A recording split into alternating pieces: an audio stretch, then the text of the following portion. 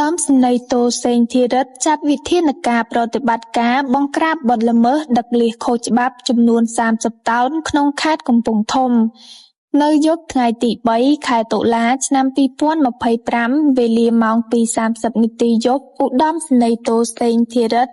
ប្រធានគណៈបញ្ចុះការដឹកនាំបង្ក្រាបបទល្មើសនេសាទលើផ្ទៃបឹងទន្លេសាបបានចាត់តាំងកម្លាំងអង្គភាពចំណុះយុទ្ធភូមិភាគទី5ដឹកនាំដោយវីរៈស្នេហ៍តូសវិបុលសហការជាមួយកម្លាំងតំបន់ប្រតិបត្តិការសឹករងកំពង់ឆ្នាំងនិងកម្លាំងការិយាល័យទី2កងទ័ពជើងគោកចុះប្រតិបត្តិការបង្ក្រាបការជួញដូរនិងដឹកលាសដោយខុសច្បាប់ចំនួន30តោន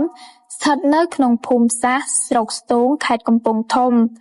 ប្រតិបត្តិការបង្ក្រាបនេះបានឃាត់រថយន្តសរុបចំនួន3គ្រឿងរួមមានរថយន្តហ្វូតូចំណុះ5តោនផ្ទុកលាសចំនួន15តោនរថយន្តកូរ៉េចំណុះ5តោនផ្ទុកលាសចំនួន10តោនរថយន្តកែច្នៃផ្ទុកលាសចំនួន5តោននិងអ្នកបើកបររថយន្តចំនួន3នាក់បញ្ជូនទៅមន្ត្រីជំនាញកងរាជអាវុធហត្ថខេត្តកំពង់ធំកសាងសំណុំរឿងបញ្ជូនទៅតុលាការដើម្បីចាត់វិធានការតាមផ្លូវច្បាប់ដោយឡែកលាសដែលឃាត់បានប្រគល់ជូនមន្ត្រីជំនាញនិងកងទ័ពបានដឹកជញ្ជូនយកទៅចាក់ចូលក្នុងបឹងទន្លេសាបវិញឧត្តមស្នេហ៍តូសេងធីរិទ្ធបានបញ្ជាក់ថាទោះបីកងទ័ពជាប់ដៃការពារបូរណភាពទឹកដី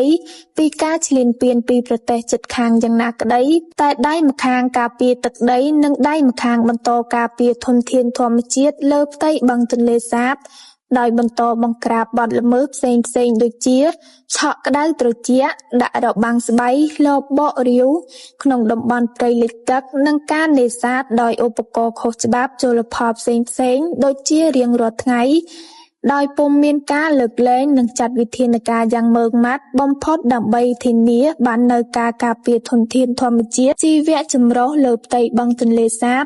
ដែលជាប្រភពធនធានមច្ឆជាតិក្នុងការរួបរวมចំណែកជួយផ្គត់ផ្គង់នៅជីវភាពរស់នៅប្រចាំថ្ងៃរបស់ប្រជាពលរដ្ឋខ្មែរមួយចំណែកនិងផលប្រយោជន៍សេដ្ឋកិច្ចជាតិផងដែរ